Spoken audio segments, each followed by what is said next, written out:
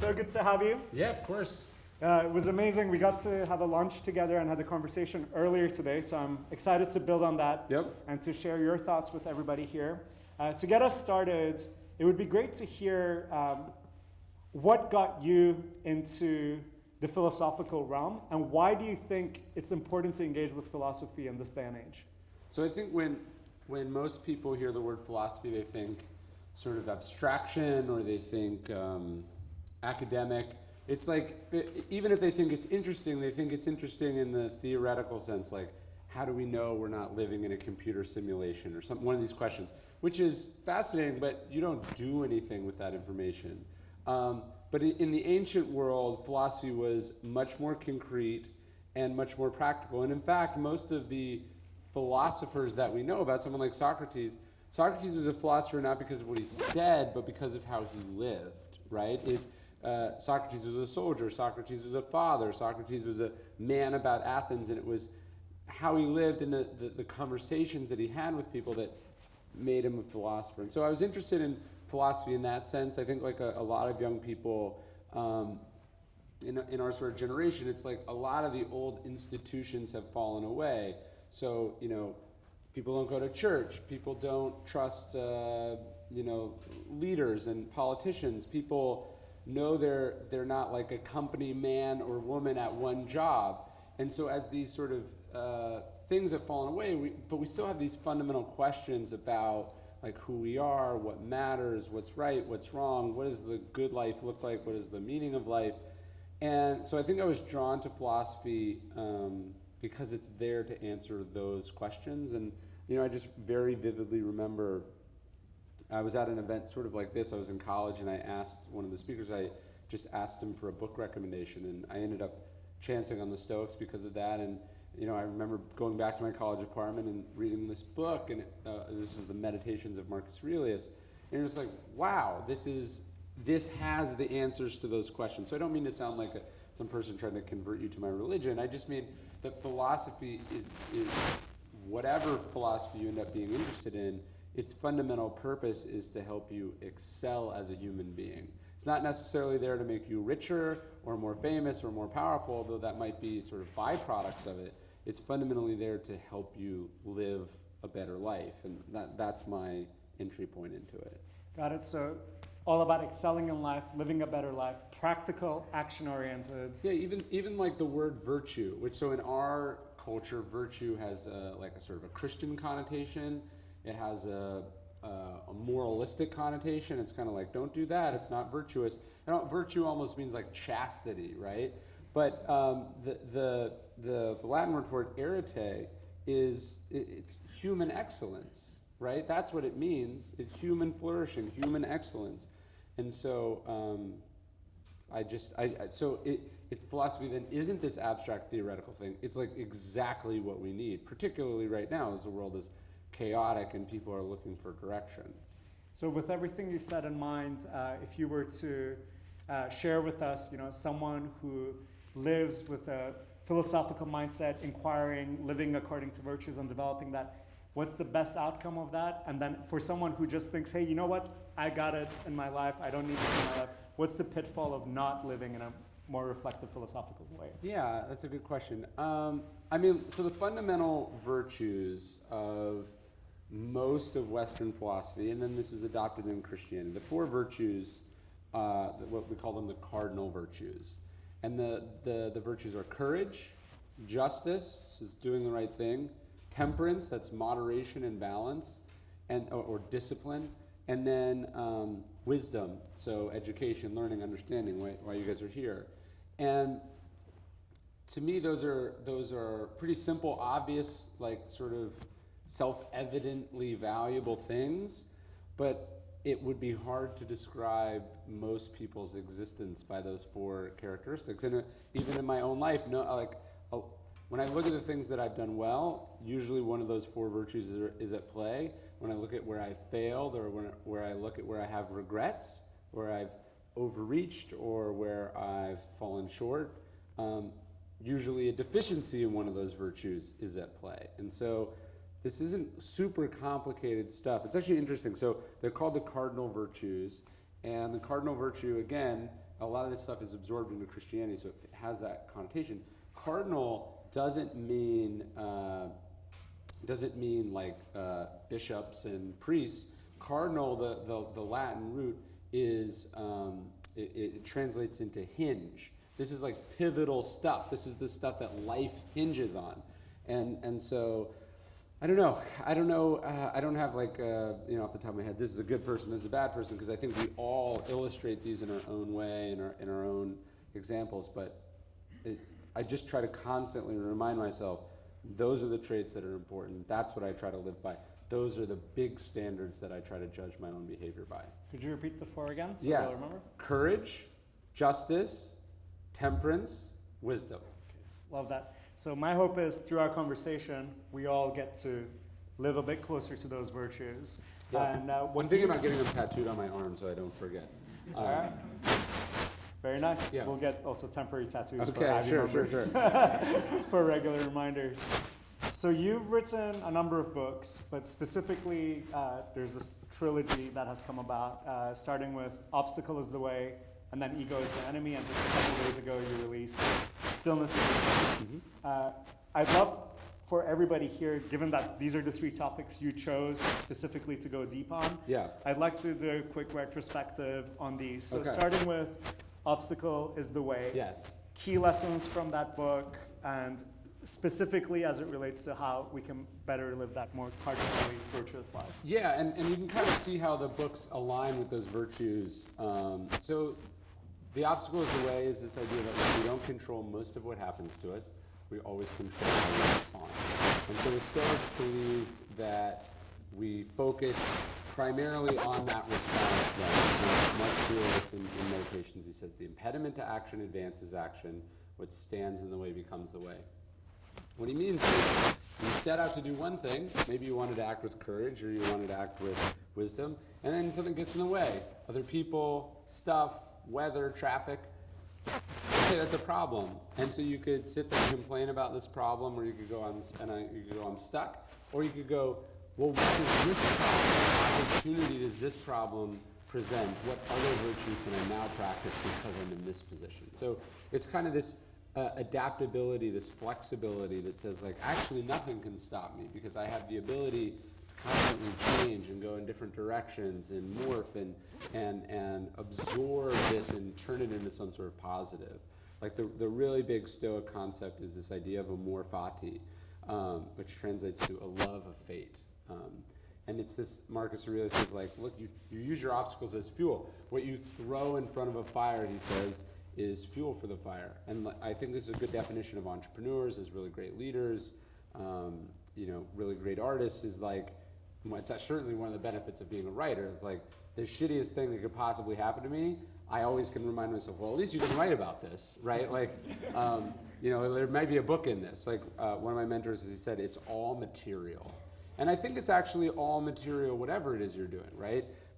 Something happens in your life, this is material to start a company, to connect better with your employees, to get some insight into the market. So the sort of Stoic way is like, what can I learn from this? How can I be better for this? How can I not be discouraged by this?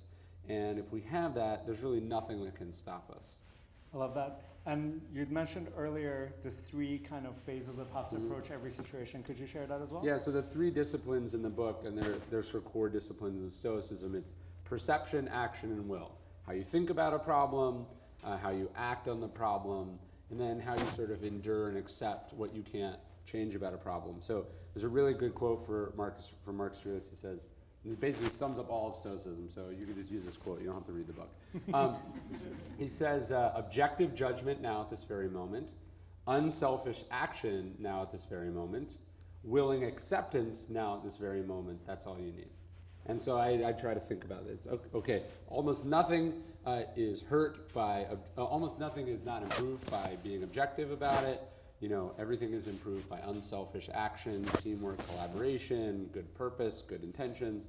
And then finally, you got to accept unflinchingly reality on reality's terms, and you have to, part of life is just putting up with the fact that some of it's unfair, some of it's unfortunate, and you have that sort of will to survive and endure and get through it. Got it. So the first one, the objectivity, this is very much tied to perception. Yeah. Right? So no matter what's happening, being objective about it rather than, letting your perceptions rule the day. Yeah, the Stoics say it's not things that upset us, it's our opinions about things, which is really true if you think about it. The events are objective, right? Traffic is not good or bad. It's you telling yourself, but I have to be here at this time, and then I'm going to be late, and being late is bad, and everyone will hate me. This is the story we tell ourselves about it. It's not, you decide to interpret a remark as sarcastic or as kind or as said in good faith or bad faith. And so often what we do is we kind of crank up things. You also tell yourself, oh, it's great that I'm rich, and it's great that I'm famous, and it's great that everyone loves me. And these are also stories you tell yourself. Right. Yeah. Now that you've shared with us the formula, and I'm sure many of us have heard elements of it before, it seems like, oh yeah, now that I know it's common sense, be objective, do the right thing, and then go with the flow and so forth. It seems so easy, but it's so incredibly hard. Yeah, just because something's simple doesn't mean that it's easy. So my question to you was going to be, and I think it's interesting that the first ingredient is the objectivity, because I think without that, it's very difficult then to know the perspective. Yeah. What are some tips, tricks, hacks that Stoics use to get to that objectivity when there's chaos all around and it's very hard to escape out of our heads? So one of my favorite exercises in Stoicism is called premeditatio malorum. This translates to a premeditation of evil. So everybody understood anyway. Yes, of course, right. We all took this in school. And I probably mispronounced it. But the Stoics talk about negative visualization. So instead of positive visualization, like standing backstage, how is this talk going to go exactly how I want it to go? And then I'm going to get a standing ovation. And we walk ourselves through. I'm going to crush in this meeting. I'm going to walk out with the biggest thing. Or I'm planning this product launch, and then this is going to happen, and this is going to happen. Then it never goes that way, and we're always upset and surprised and unprepared. The Stoics say actually let's do negative visualization. Let's imagine everything going wrong. So first off, it's better to be pleasantly surprised if something bad doesn't happen than unpleasantly surprised when something bad does happen. But they also say if you can conceive of all the possibilities, then you can prepare for them. If you went in for an operation tomorrow and then you died on the table, they'd do a post-mortem, right? The doctors would get together and they'd be like, well, what happened? What did we do wrong? And the other doctors would critique each other. And all of this would be great for medicine, but it would still suck for you because you're dead. Right. You'd have rather they did a pre-mortem and thought about what risks does this patient present? What problems typically come up? What's the checklist we need to go through? All these. So that one of the things the Stoic does is we just think about all the possibilities and we prepare in advance for those things. And we try not to be caught off guard. Okay, excellent. So those are great pointers for getting to objectivity. Yeah. What about when it comes to doing the right thing, taking the right action? Is there any kind of a rule of thumb, like a question that you answer when you're, because when it's black and white, it's easy to decide. When it's gray and you're not sure where the line is. Well, the Stoics try to make it all black and white. Marcus Aurelius, he says, just that you do the right thing, the rest doesn't matter. And I try to think about that often. It's like, you go, okay, obviously the right thing is X, but, here's all the reasons it's not good for me. Or you go, but they're not going to like it, or here's the right thing, but it's going to hurt my career, but we need more people just doing the right thing because it's the right thing, we can always come up with an excuse for why the right thing isn't the right thing, or why we're going to do it next time. But ultimately, you just got to do the right thing, and that goes into the cardinal virtue of justice. Justice is not the justice system, right? It's weird that we think it's this disembodied legal entity. Justice is how we treat each other. It's the standards we hold ourselves to. It's the work we do. Got it. So it's about recognizing what the right thing is, and then having the courage to actually do it. Totally. Consequences be damned. Yeah, and this is why all these virtues are related, right? Because if you don't think it takes courage to do the right thing, try doing the right thing when nobody else is, right? Nassim Taleb is one of my favorite writers, and he has this great line. He says, if you see a fraud and you don't say there's a fraud, you're a fraud. And so we go, oh, that's not my business, or we go, maybe that's how people end up showing up for work at Theranos every day, when it's obviously, or or fucking WeWork, right? Like something was obviously wrong, right? This behavior was odd, but everyone was saying, well, look, I got stock options, right? They go, but he's such a nice guy, you know, or whatever. We all have reasons. I'm just an employee, right? But imagine if everyone acted that way. Right, it's powerful stuff. Yeah. Third step, going with the flow, you know, just not. Well, actually, I think so. Going with the flow, I don't know. Not that you're saying it wrong, but going with the flow almost downplays what it is. It's more like it's perseverance and it's strength and it's endurance. Going with the flow is like, well, I don't care. This is more like, oh, this is it? Okay, I'm all in on this. Like a friend of mine just had a kid, and he was saying that he's more of the Buddhist bent, but he's like, I'm actively practicing saying yes. So when his wife wakes him up at 3 in the morning and she goes, it's your turn, he doesn't go, oh God, I'm so tired. He says like, yes, I am going to get the baby, right? And he's like, this is gonna be awesome, right? So it's not like going with the flow, it's like, somebody picked this for me. This is just for me. This is exactly where I'm supposed to be right now. Again, easy to say, sitting up here, hard to do when I have to wake up at 3 in the morning for my 4-month-old, but that's where you want to try to go. Got it. And any visualization exercise that helps with this, I don't think so. You mentioned the dog and the cart. Oh, yeah. We talked about the logos earlier today. So the Stoic image, there's sort of discussion about free will. Do we know? They said they believed in the logos. So there's no like higher power necessarily. They don't talk too much about God, but they talked about their analogy is like we're all dogs tied to a cart. The cart's going where the cart's going. We don't know who's driving. But the dog has 2 options. It can lay down and be dragged, or it can cheerfully trot alongside. And that might seem a little depressing, but those are the extent of your choices. And what's really depressing is the decision to lay down. And they talk about the myth of Sisyphus, and I think it's Camus. Says one must imagine Sisyphus happy, right? He rolls the rock. I'm doing it. I know it's going to roll back down. This is what I do. You could be depressed about it, but you still have to roll the rock, so right. Why? Yeah. Yeah, love that visualization. I think all of us can probably think of moments where like, okay, I want to be that silly smiling dog or the one that's getting dragged along. Yeah. Love that. Very nice. And so after writing Obstacle is the Way and exploring these topics, what then led you to writing Ego is the Enemy as the next step? I just met a lot of egotistical people and thought... No, so I was the director of marketing in American Apparel. So I saw ego destroy, a $1 billion company. The CEO of American Apparel went from owning shares worth conservatively $500 million to being $20 million in debt and having to represent himself in court because he couldn't afford lawyers. And it was, I don't want to say totally avoidable, but largely avoidable, right? There's some Me Too stuff and there's some bad business issues, but like he more or less destroyed himself and his company out of ego and violation of some of the other virtues we're talking about. But I worked there a number of years and I left and I became a writer and I came back as a consultant during the attempt to sort of salvage the company.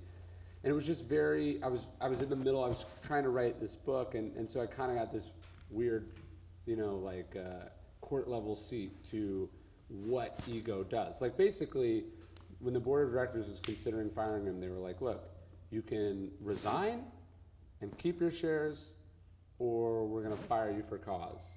And he said, well, what if I just destroy the whole company? Like that was basically his third option. And he fought, he tried a hostile takeover, he tried all this sort of stuff. His ego was so monstrous at this moment that he couldn't, the idea of anyone else touching the thing that he built, the idea of anyone else making decisions, he could never delegate, he could never defer to the experts. One of the things that happens with entrepreneurs, and I think this is a form of ego, so when you are starting anything, right? Everyone's like, that'll never work. What are you doing? You're an idiot, right? No one believes in you. And then you succeed, right? Well, a lot of people take from this, like, other people don't know what they're talking about.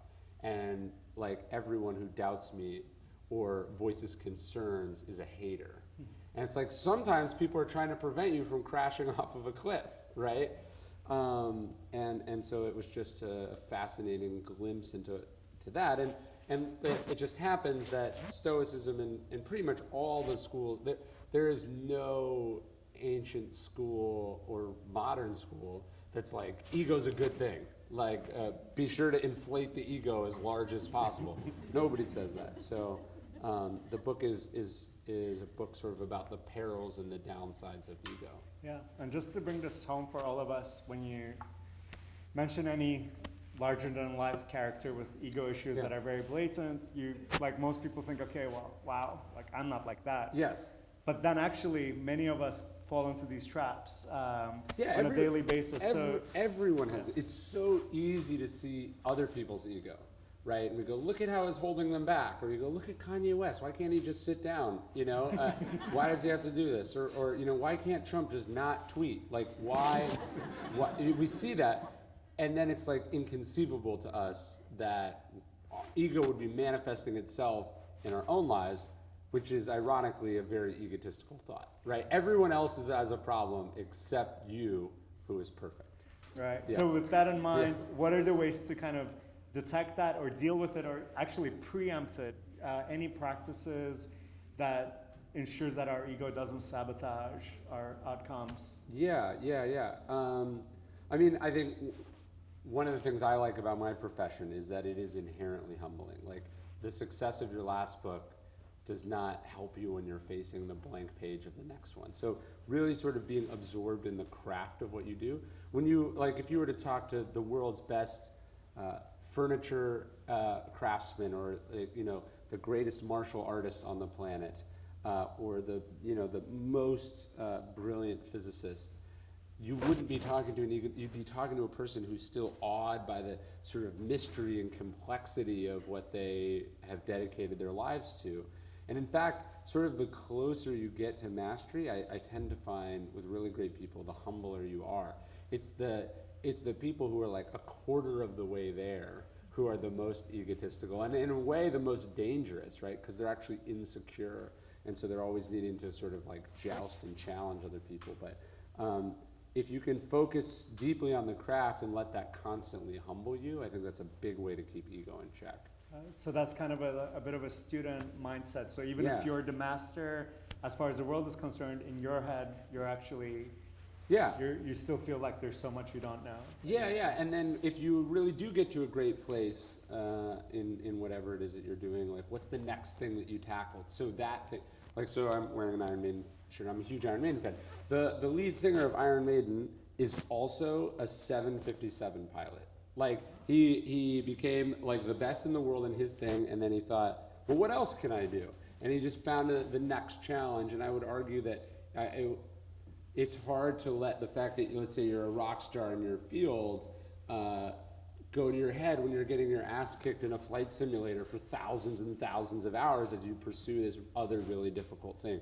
So I think there's a place for hobbies. You know, there's a place for taking on other challenging things or volunteer. Like, where are you, if everyone's telling you you're great, you're the best, well, where are you seeking out environments where no one is saying that to you? Or is they're saying the opposite of that to you, right? So yeah. Okay, awesome. And now, congratulations on your latest book. I know it's only been 2 days, and I'm sure your schedule must be it's a little nuts. Super hectic. Yeah. And, you know, ironically, your book is called Stillness Is the Key, but you're on the move big time. So what was the impetus behind this particular book, and what are the key things what are the key themes that we can learn from? That's the stillness that I'm interested in, right? I think the stillness of a 30-day meditation retreat, or the stillness of someone who decides to move to the middle of the wilderness in a cabin with no internet or something. In a way, that's almost like the easy stillness, right? Because of course, there's nothing happening, right? I'm interested in the stillness of, you know, like Kennedy in the Missile Crisis, or a football team in a 2-minute drill, or a ballet dancer, right? Like the stillness of someone who's doing a really hard thing, the stillness of a stock trader in a bull market or a bear market. Like, how do you slow things down? How do you clarify what your intentions are? How do you really get a grip on yourself so you're not being jerked around by internal forces or external forces? So the Stoics and the Epicureans, they talk sort of different words for the same thing. One called it apatheia, the other called it ataraxia. But basically it just means like equanimity, poise, a freedom from these like the tugging and pulling that most people are undergoing at any moment. We're just like constantly being jerked around by our phones, by our jobs, by our drives, by our urges, and that's just not, nobody makes good decisions from that position. Nobody does their best work from that position. No one's really happy from that position. When you think of the moments where you just felt that sort of like happiness come over you, you're like, I am so happy, life is so good. Chances are you were not in the middle of doing like 50 things at the same time. You were probably doing no things. Right. Yeah. Right. So with that in mind, could you walk us through a typical, like imagine the day of a typical New Yorker, morning to night, right? Yes. So for all of us, with all its chaos and so forth, what are some practices you use, through the course of the day that we can think about implementing? So morning to night, Sure. including the really painful like stuff in between where you're dealing with unpleasant situations. Well, it's funny. I opened the book with this story of Seneca. He's sitting in this apartment in Rome trying to write, and what's really interesting is like what he describes. It's like he basically describes a scene and a noise that, changing only a few details, is like indistinguishable from like what I heard out of my New York City hotel window this morning. Like he's like, there's traffic, the police are arresting someone, there's construction, people are yelling, vendors are selling things, children are running up and down the hall, the neighbor is like bumping the wall. Like there's just stuff. It's so loud, right? But his point is like, that's only part of it. The other part of it is like the jerking and the pulling that we feel inside, right? I'm not doing enough, I'm doing too much. And so I think what the Stoics are talking about is like what are the best habits, what are the best practices, what's the best way to live that allows you to do stillness. So I mean a big Stoic practice is journaling. Like let me begin and end the day with some quiet reflection about who I am, how I'm doing, what the standards I'm trying to hold myself to are, how I like. So at the beginning, what's important to me today? What am I trying to accomplish? At the end of the day, how did I do? How could I have done better? What can I improve? Where did I fall short? Ask. So this kind of dialogue with ourselves is a big one in Stoicism. And then, ironically, like avoiding the desire to flee. So we'll go like, life is so stressful. I've got to go on vacation. And not that there's a problem with vacation, but like the trick of vacation or the trip you want to take through Europe is like you're coming along for the ride. And so all that internal stuff is just now in France instead of in New York, and it's the same problem, you cannot escape yourself. And so, how do you sit down and go, okay, well, what are these urges I have? What are these drives I have? What's this jealousy that I carry with me? What does it mean? What does it matter? Why is it so important to me to, build a legacy that lasts for 100 years? I'm not going to be around to enjoy it. Like sort of working through a lot of the assumptions or the emotional reactions we have to things that we kind of just let pull us around. Right. So I love how you describe that. There's the outer noise, there's the inner noise, so there's a lot of noise. Yes. Right? And then journaling and asking especially in the city. I don't know how you guys do it. It's we're tough out here. Yes. All this noise inside and out, and you can do these practices like journaling, asking questions and so on. But sometimes, just like meditation works for some people, for some others, they just can't. It doesn't really work for them. What are some other like practical things that one can do to find that stillness? So like almost like taking action almost, or building in other things, both mentally and also physically, to achieve that state of stillness. So I'm a big believer in routines, right? Like I want to limit the amount of choices that I'm making throughout the day. You think about like Obama having only 2 suits, right? And he would choose between one or the other. And then you guys remember that time when he wore a brown suit and everyone like flipped out? That's sort of a good example, right? Like, it's not that he thought a little bit more, oh, I'm gonna have to do the brown suit, but it's like just all this shit that he went through because he wore a brown suit. This is, I think, a good metaphor. Like, how do we limit the choices that we make? How do we sort of winnow down what has the chance to sort of matter? So for me, it's like, I have my stuff, like I have the things that I do every day, some of which I think are important habits as far as stillness goes. Take a long walk every day. I spend time reading every day. I spend time with family every day because it centers me. I spend time doing strenuous exercise every day. I don't count the walk as exercise. I think the walk is for the mental benefits.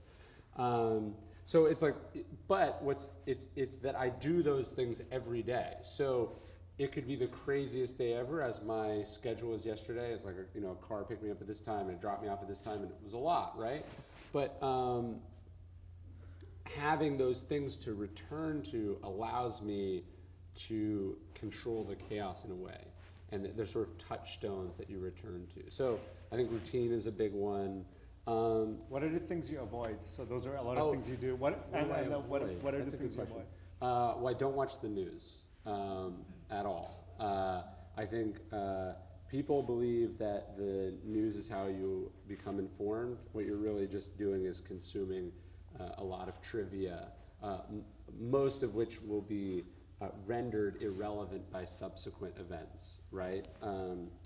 The news is going to end up where it's going to end up, right? The problem is, so if you were really getting the facts at the end of the story, that'd be wonderful. But instead, is Trump going to be impeached? Is it going to happen today? Is it going to happen tomorrow? Should he be impeached? What are the consequences of it?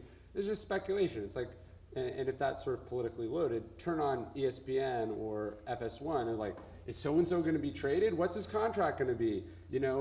Is he hurt? Is he not hurt? And it's like, none of this changes what the ultimate news will be. And the only decision you're going to make based on any of this information is like your fantasy lineup, So you're better off not consuming news in real time, but coming to it a little bit later.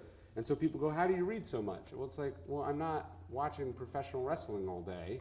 And I'm sitting there with books that I think, contain information that's likely to stand the test of time.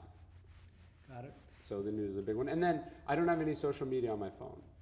It's not that I don't use social media. I do. I just don't carry it around in my pocket, constantly tempting me to see what people are saying about me on the internet. Got it. So so those are really valuable, actually, do's and don'ts. And all this inside noise, outside noise, there's also like a next level thing, which is like, it's not just external noise, not internal noise, but like it's a situation that grabs you by the collar and like demands your attention. Like what? And, huge, something very unpleasant happens at work, like a crisis mode that you didn't expect. Yeah. So, and then, we have this, we know deep inside we should be calm and collected and so on. Yeah. But sometimes we just react. That's what we do. So what are some useful ways that Stoics and you deal with situations that are like very viscerally shaking you by the collar? So the Stoics totally concede that like if I was to throw a bucket of cold water on you, you would have a reaction. Or if you were to get in a car accident, you would have a dump of adrenaline. Or if someone insulted you, you'd be hurt. They say you have the instinctual, biological, psychological reaction, but then at some point that ends, and then there's whatever happens next, right? And they're like, so don't try to with sheer force to like not be scared when something scary happens, but just try not to still be scared about it like an hour later, right? How do you work yourself back through it? So like one of the things I do in these, so I go like, I was busy, and then I come back and it's like, oh my God, I have like 200 unread emails and they're all from really angry customers, right? Or, I'm being yelled at by someone that I don't want to be yelling at me, or I am suddenly very sick, or, all the things that happen, right? The Stoics go like, okay, there's a whole bunch of things happening right now, but a lot of it is not up to me. I can't change what happened. Right? blaming whoever caused this problem isn't really, so they go like, okay, what part, they go, this is called the dichotomy of control. It's basically the serenity prayer, if you're familiar with that. What part of this is up to me, and what part of it is not up to me, and I'm gonna totally write off the part that's not up to me, right? I'm just gonna focus on the little bit of this that I control. I'm gonna go, I have 200 emails, this isn't my fault, shouldn't have to deal with this, this is not what I want, but I'm gonna start with email number 1. You know what I mean? I'm just gonna start chipping away at it. And then you sort of go from there. So I think a big one is let's say it's a big overwhelming situation, I might even just draw a line down the center of a piece of paper and go, these are the parts of it I control, these are the parts of it that I don't control, and I'm just gonna focus on these parts. I love that. And that reminds me of another thing you mentioned earlier about, for most of us, aspiring to do big things, we're working on these big projects, and there's an overwhelming number of things we could do in a given day. That is in our power, right? We could do this, that, and there's 100 different ways to go about it. And sometimes just the thought of that is very overwhelming. I can only imagine when you've written a best-selling book, now you're writing another one, and there's so many ideas you can draw from and so on. How do you approach like a big gargantuan task and like the prioritization around that when you do control what you write about? I try to break everything down to small pieces, right? That's like, I like to swim, 72 laps in a mile. I go, okay, that's basically 7 sets of 10.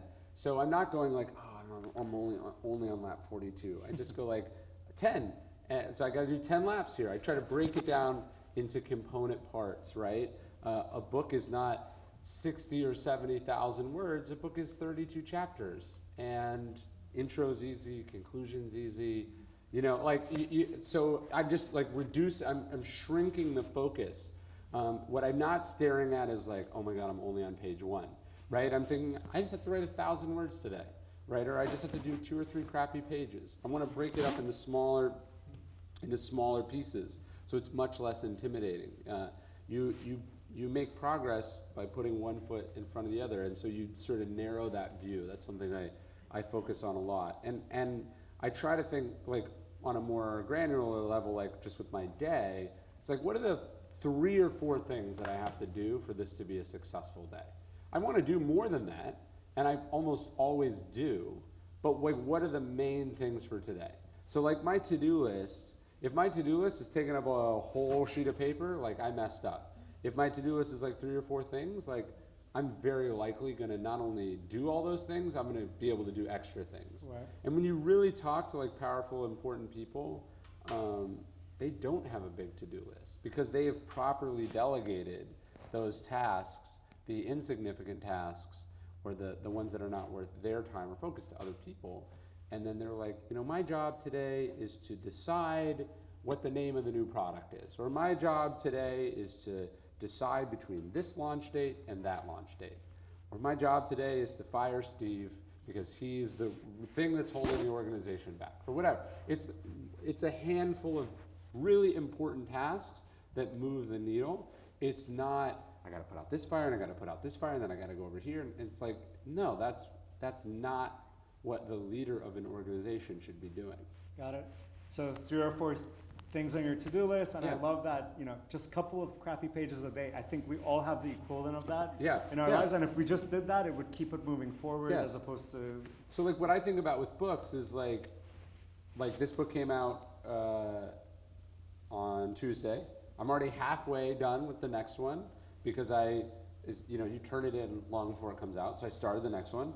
And I'm in the process of negotiating the one that's going to come after that, because like I don't want to stop, right? Like I want to put out the book, and look, obviously I want it to do well, but I don't want to be like, I don't want to have like, what's the idle hands or the devil's workshop? Like I don't want that, like I don't want to have the process of having to start up the machine again. I want to keep the car running and just smoothly transition in and out of it. And so I kind of I don't want extreme success to make me complacent, and I also don't want failure or, not meeting expectations to like demoralize me in some way. Both extremes kind of prevent you from going. Right. That's really awesome. Yeah. Before we're gonna switch over to audience questions, I'm gonna ask just one more thing. So start thinking, if you haven't already, of some great questions to ask. Last question for you before we open it up to everybody else. You talked about having the sense of awe and wonder earlier, Yeah. right? And for some reason, you have a young kid, we all, we were young kids, we see young kids once in a while, right? It's amazing, that sense of wonder that we all had. Yeah. But then for many of us, it just like declines, Yeah. even though we know factually that we're in this blue sphere, rotating, spinning around the fireball, that we only actually have a few years to live. Yeah. Not because some accident's gonna happen, it's just like for sure we Yeah. don't have Yeah. all the time. What are the ways in which we can tap into that sense of, when life gets too much, like what's a good way to tap into that sense of wonder and also like be aware of the fact that like we don't have forever, so might as well make every day truly count. So I wear a ring on my finger. It's a signet ring. It's just like one of the oldest forms of jewelry. You can buy like Roman signet rings that like a real Roman wore, which I think is pretty cool. Is this one of them? No, I had this made. It says Marcus on the side. It says, but the idea, it says memento mori, is remember death. Remember that you will die. And on the inside of it, I have a quote from Marcus Aurelius. It says, you can leave life right now. And the other side of it, on the quote, it says, let that determine what you do and say and think. So by reminding myself, like, look, life is finite. You could go at any moment. Even if, you get hit by a bus, you get hit by an asteroid, nuclear weapon, surprise heart attack. A friend of mine had a stroke like a year ago. It's just a surprise stroke, totally healthy, stroke, life-changing, right?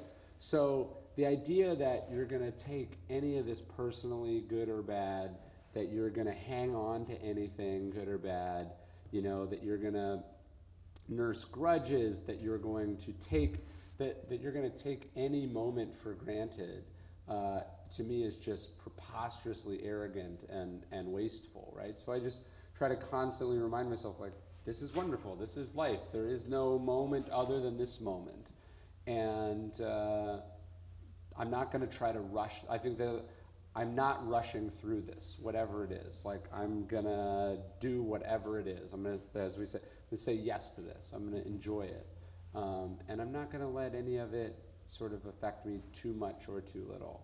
So that memento mori exercise is something I really work on, I think about on a constant basis, because it's so easy to assume you have unlimited amounts of time, which you don't. Right. So far, death is the one prophecy that has never failed. That's right? Absolutely. And people go like, what would you do if you found out you have cancer? It's like, you already have a fatal diagnosis. Like, when you were born, it was quite obvious you were gonna die. It could be 7 years, it could be 10 years, it could be 20 years, it could be 10 seconds from now, right? There's actually this I wrote about it in my book, The Daily Stoic. There was this sort of health guru in like the 80s, and he was on some, like the Tonight Show, Johnny Carson or something, and he was talking about how his plan was to live forever. He was like, I'm gonna live forever. And I'm not making this up. He literally died on the show like 8 seconds later. Like, he just passed out and died. They're not sure why, but probably hubris had something to do with it. But the point is, you never know. You just never know. So the idea that you're going to take any of it for granted, or you're going to go, I have 80 years left because of this still get hit by a bus. So. It's a good perspective. Could you repeat the quote again? That's hearing. Memento mori is the Latin phrase, but the quote from Marcus Aurelius is, you could leave life right now. Let that determine what you do and say and think. Love it. Yeah. Let's give Ron a huge round of applause. This was excellent so far. Thank you. All right, so we're gonna go to questions, and right before we started this, Ryan actually gave me 5 coins that are going to go to the first 5 people who've asked the question. Yeah, we have an Amor Fati one and a Memento Mori one. Right. So, yeah. So if you have a question, raise your hand real high, and the highest one gets the first question. You, sir, go ahead. Nice. If you could say your name as well, please. Cool. My name's Travis. Just want to say thank you so much for coming out, man. I really appreciate it. Of course. I've been a fan for a while. This is kind of like more of question, like, what is the biggest misconception about yourself? And we'll just repeat the questions for the camera. What's the biggest concept? He asked, what's the biggest misconception about myself? I don't know. I don't really know what the conceptions about me are. So I don't think I have a great answer to that question, unfortunately. But it's not something I spend a ton of time thinking about, if only because it's not super in my control. Does that make sense? 100%. Yeah. Thank you, Travis. Yep, go ahead, right there. One of the most divisive concepts is Mm-hmm.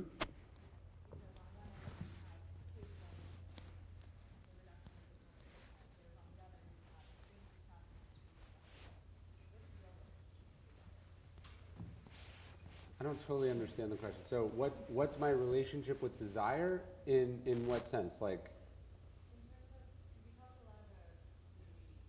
yeah. Yeah. Sure. Okay, I think I get the question.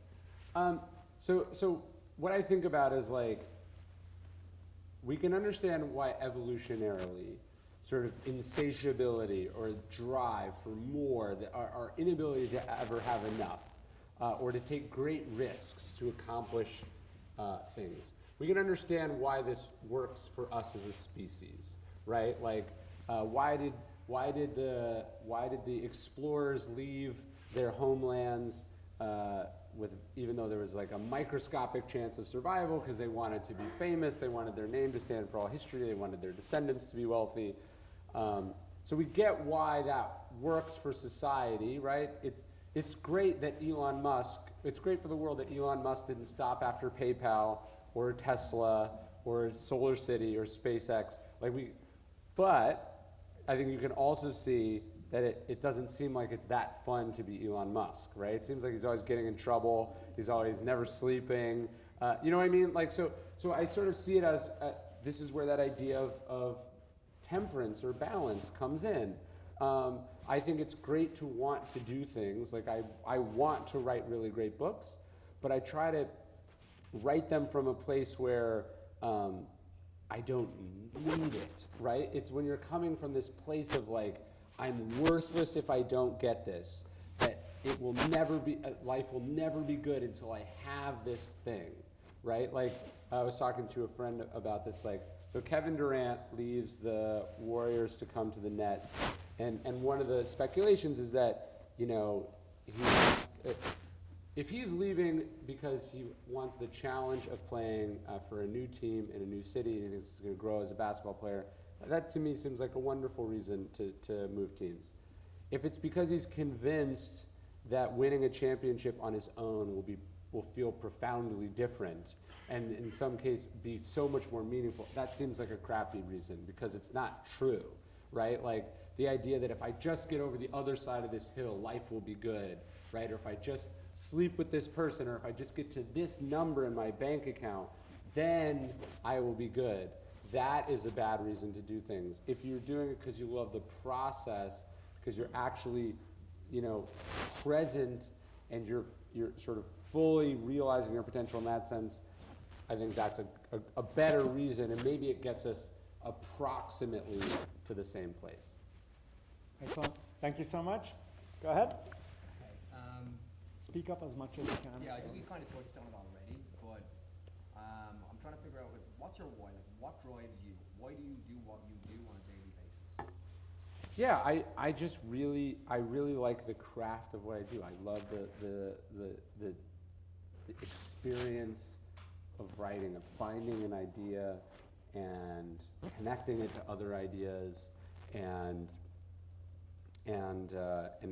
trying to get it a little bit closer on the page to however it is in my head. So that I love the craft of it.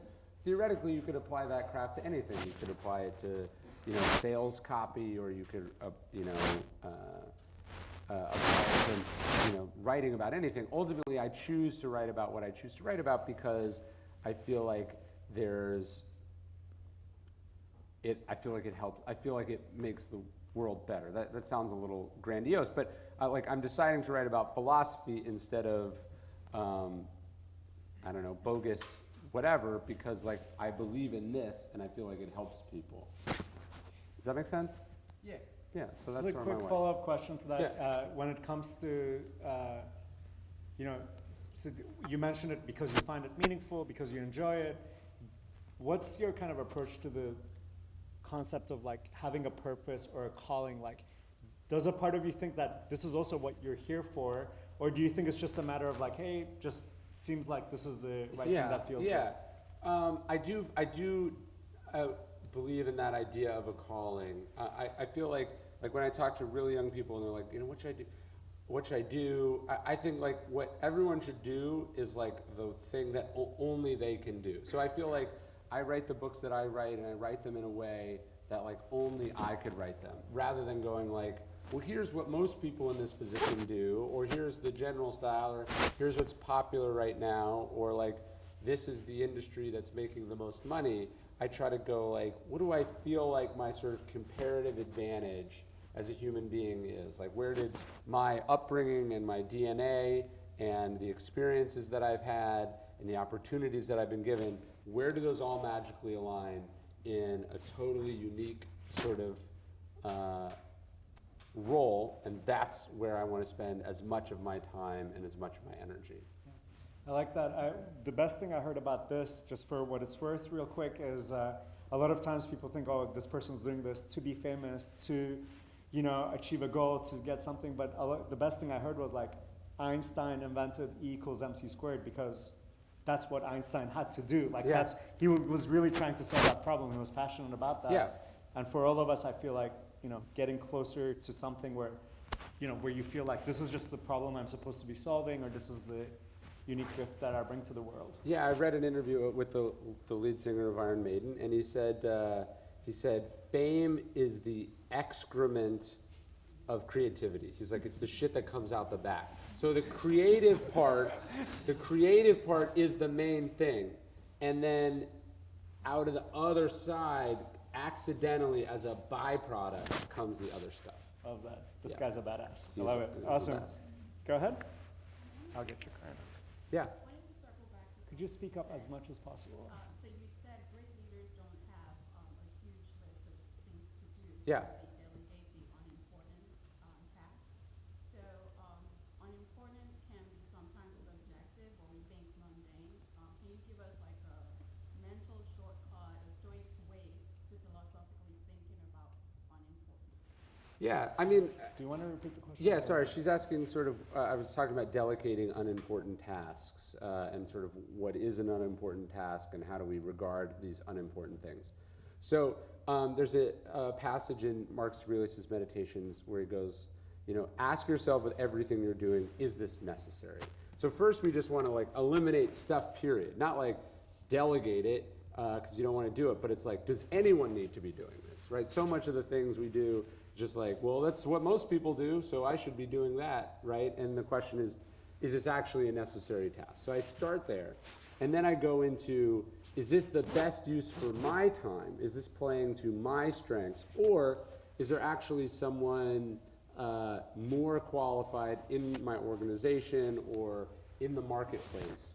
So it's, maybe unimportant is the wrong word, but it's just like not the, like, we were talking about this before when we were standing over there. A lot of leaders are going, they're like, I got to put out this fire, I got to put out this fire, I got this thing. They have this long list, and they're doing it all. They manage to do it all, but what's lost, what is harder to calculate, is the opportunity cost of that busyness, right? So if the leader is so busy day to day that they're not thinking big picture, they're not thinking about the next 5 years or 10 years of the organization, they're not thinking about culture, they're not thinking about sort of the standards that they want the company to operate by, if they're not thinking about the next big opportunity, who is doing that, right? It's not like if the CEOs, I remember one time, I was at American Apparel and I looked out my office window, and we'd had some like traffic issues, like the parking lot wasn't laid out super well. And I looked out my window, and I swear to God, the CEO of the company was directing traffic in the parking lot. Now, he saw this as this like heroic effort, like I'm gonna go solve this problem. And it's like, it's not as if the parking attendants rushed up to the corner office and were like, well, let's plan out, a strategic plan for the company, right? Like, what was not being done while he was directing traffic was the truly important stuff of like, where are we going in 10 years? Thank you. Excellent. All the way in the back, please. How do you, like, you talk about Stoicism, about objectivity and kind of taking a step back Yes. and observing what the best course of action is and kind of coming to a best way to do that. But then, that's probably like, on an overall basis, a better way to live life. But what about just like those moments when you like, you just want to throw caution to the wind and say it's passion, right? It's like, it's almost like the old argument between like Stoicism and hedonism. And how do you balance like Yeah. being stoic all the time? Yeah. So Stoicism versus going with your heart or something, Yeah, or passions? He's sort of asking about stoicism and passion, and maybe it's like, are you too buttoned up all the time? I don't know. I just don't see a lot of great decisions being made in the heat of the moment, or because you sort of dropped your constraints. So it's not that you have to be a robot, but it's that you're in charge, not whatever sort of forces are roiling through you at any moment. So yeah, sure, have fun, mess around, do stuff. That I don't think we're saying you can't do that. It's not that you can't be a human being, but when it comes to the really important stuff, just going like, but I really, really want this, is like usually that's like what someone says right before they, like drive the company into a wall, where they buy something that they buy the house they cannot afford, right? Or they blow up their marriage, doing something they shouldn't do, or whatever. That's if you start giving in to that, or you let that's when you really do something you can't undo. Thank you. Go ahead. What is one routine or habit that you developed consciously after getting into Stoicism that is adding the most value to your life? I mean, I feel like all of these habits came after, so it's not like I had some perfectly formed life at 19 and then this just added some some fine tuning. But I'll tell you one I've been started recently is I don't touch my phone for the first 1 hour minimum that I'm awake. I don't sleep with the phone in my room. I think, and if you're using your phone as an alarm clock, that's a problem, right? An alarm clock is like $8. Get an alarm clock, right? Don't sleep with your phone on the bedside table because you're gonna touch it, right? You're gonna use it, it's right there. So I go to bed at whatever time I go to bed. I try to get 7 to 8 hours, and then I don't touch it for an hour. So like I'm getting 8-9 hours of no phone time minimum per day. This wasn't an easy habit for me. I had to start with 10 minutes. You can't touch it for the first 10 minutes you're awake.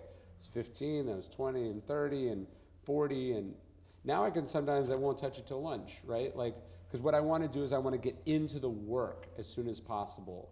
Like, I just know way too many people who the day is ruined because they woke up to a Donald Trump tweet storm, while they were sleeping, and you don't want to start your day on the back foot, right? Like, you want to, like, one of the reasons I'm really big on waking up early and not doing the phone is that I want to get into the work before whatever has happened can intervene. And it's like, you go, oh, what if you missed some big piece of news? Okay, so you found out at 3 hours later. You know what I mean? Like, we're not taught, if there's a hurricane or an earthquake, you're gonna know that. Like,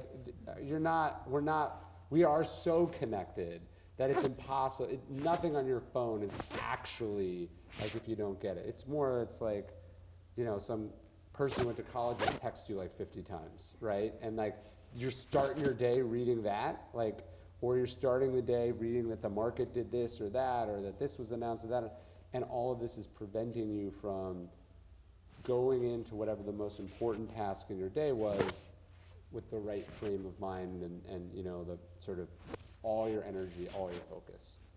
Well, thank you. Anyone over here? Yeah, Vipin? I want to go back to the topic of being objective. In your pursuit of objectivity, when you're surrounded by a storm, a difficult situation, or decision, I couldn't quite tell which approach you lean towards more. Taking an inside-out approach, so standing your ground and facing it head on, or more of an outside-in approach, basically stepping away, creating the distance from the problem, and then thinking about it. I think it totally depends, right? Sometimes you got to zoom out and see this from 10,000 feet to know what to do.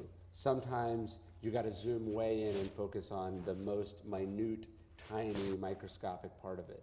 So I think you do either one. Sometimes the obstacle demands that you just keep going until you drill right through it. Sometimes the obstacle is saying you got to go in the opposite direction and go, or you got to go around, or you got to change whatever the priorities are in the first place. So I think what we're actually talking about is a kind of pragmatism and flexibility. Sometimes it's outside in, sometimes it's inside out. Sometimes it's big picture, sometimes it's little picture. But you're part of what this idea of the discipline of perception is that you control your ability to determine the lens that you're going to look at that problem with, and you're going to choose the one that gives you the best chance of turning it into something positive. Thank you very much. Yes, over there, please. So we've heard a lot of really good things today. The second we walk out the store, it's going to be raining, we're going to be all super pissed off. Yeah. What is the one thing we can do today that kind of changes the way we live to be more stoic? I'm not going to be pissed off if I go out in the rain. It's like 100 degrees in Austin right now. This is wonderful to me, right? So that's where kind of it's like, it's frustrating to me because I'm looking at it this way. But if I can change the lens, it's almost like, press the button until you go through a bunch more lenses and you're like, that's the right lens. Or to make this more modern, what filter are you going to look at this, this problem through? So I think about it that way.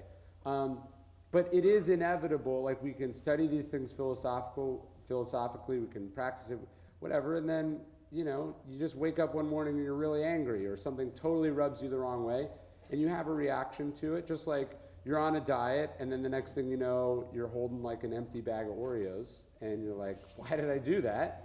Well, let's, just not do that again, right? Let's get back on track. Just because you messed up doesn't mean, well, now it's I say this in the new book, one of the wonderful things about the present moment is that it's constantly showing up to give you a second chance until the moment that it doesn't, right? So it's like, okay, I messed up, or I found myself grinding my teeth in anger about this, or I'm holding on to that, or I'm, way racked with anxiety about this.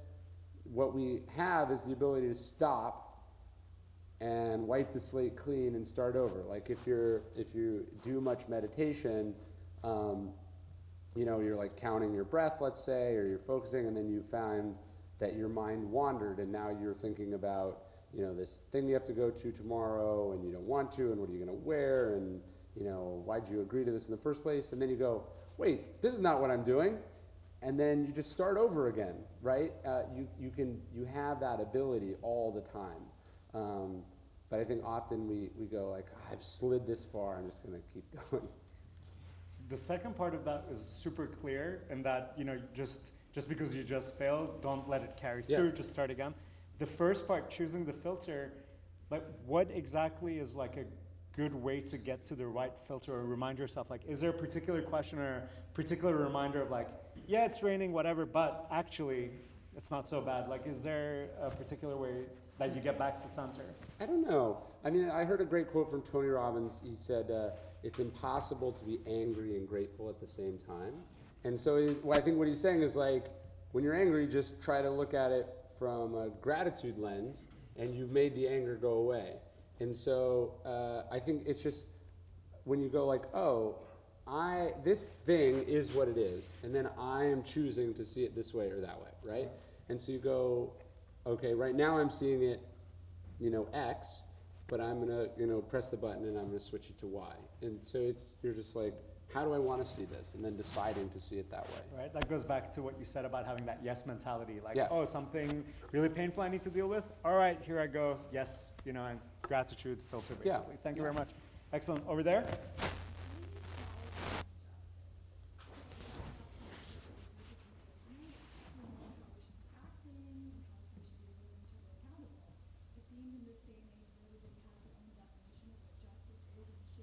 Yeah.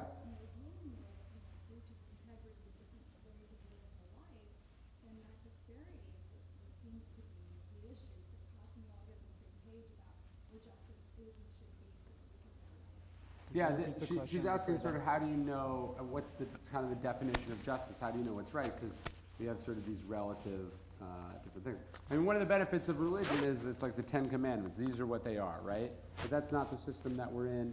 And so you're asking a really good question because it does start to get really complicated and all these sort of complex philosophical questions come up. One, I think it's called the categorical imperative. I think this is Kant. One of his questions is one of the rules he has, which I think the Stoics would agree with, is you just go, what if everyone did this, right? And like, would that make the world better or worse, right? And so that's kind of a standard I try to use for my behavior, right? It's like, okay, it's not illegal, but if everyone cut in line, that would suck and the world would be worse. So maybe I'm not going to do that, right? And so that, to me, like one, because I think we could debate your question for hours, and certainly people have been debating it for thousands of years.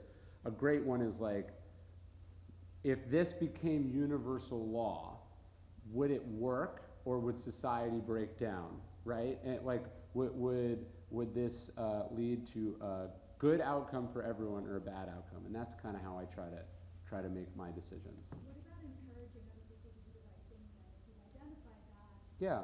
we know this, there seems to be an issue of people stepping up and doing the right thing even though we know. Yeah, look, I think the best way you encourage people to do the right thing is by doing the right thing yourself, right? I think you primarily lead by example. So I think we spend a lot of time culturally, criticizing or debating whether this person should have done things this way or whether this is right or that's right.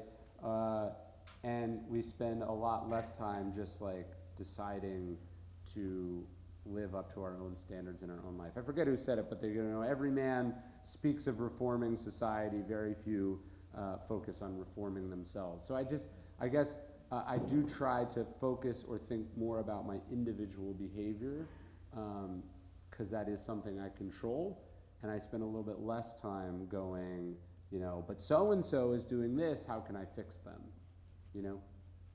Excellent. Thank you very much. Last two questions. Go ahead. So you said if you see something that is someone that is fraud, or see something that is fraud, and you don't do anything about it, you are also a fraud. Yeah. I've heard that a lot. So what do you do when you have two different loyalties and they're conflicting? For example, if you see someone's a fraud and you do nothing, you're also a fraud. But also in New York, snitches get stitches. So what is the second loyalty in these snitches get stitches? That your own self-preservation? But what is, I guess it doesn't strike me as it doesn't strike me as a dilemma at all. So let's say, you witness someone committing a crime. Uh-huh. And because of your relationship with them, you cannot report it. If I see someone committing I would grant that there is a line between, say, speaking the truth, doing the right thing, and say, kind of minding your own business, right? So like what someone is doing behind closed doors in their own house, I don't get super concerned with. But if I witness someone committing a crime, I don't go, but they're my friend, so it's cool. Wife or your child or your parent. I don't know. To me, it doesn't seem that much of a dilemma. All right, thank you. Go ahead, right there. Is there a philosopher or somebody today that you actually admire and look up to that you think is, falling maybe a Stoic path or something like that, that you think, this guy's actually making an impact versus someone in the past that might be. Yeah, I mean, there's lots of people, individual scenarios where you hear someone did this or that. I mean, our entire system of government right now is in a state of crisis because a whistleblower thought they saw something and they said something, right? To go to his question, you have conflicting loyalties, you have a government that you're serving, and then you think you witness something that's not appropriate. I'm very interested in people who do the right thing, what they believe to be the right thing, and are willing to face consequences for it. Robert Mueller is an example of that to me. I don't agree with the decision that he made, but I very much admire that he seems to be operating by a set of principles that are to him far more important than whatever heat he's going to take in either direction, right? So I admire people who do unpopular things because they think it's the right thing to do in that moment. The people that seem to be living by a code of some kind. And I think, unfortunately, that's in very short supply these days.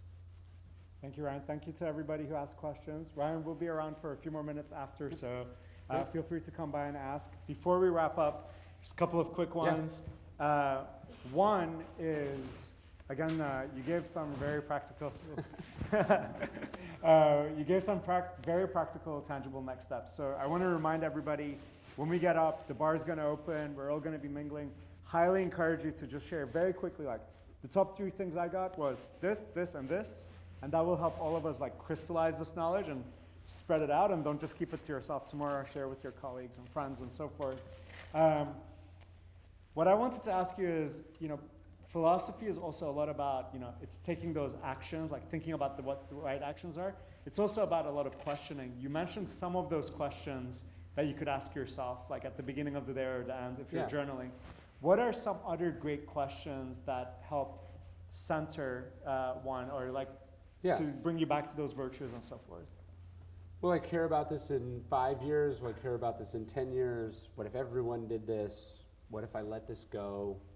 How am I preparing today for potential hard times in the future? What am I put here to do? Is my response making things better or worse? That's some. Those are great. Yeah. And then if you were in charge, and let's say you were Marcus Aurelius for the whole planet, 7.5 billion people, and you could just set, any purpose you wanted on humanity, what do you think should be the purpose of humanity? What's the purpose of humanity? Should be. Not what is, but should be in your view.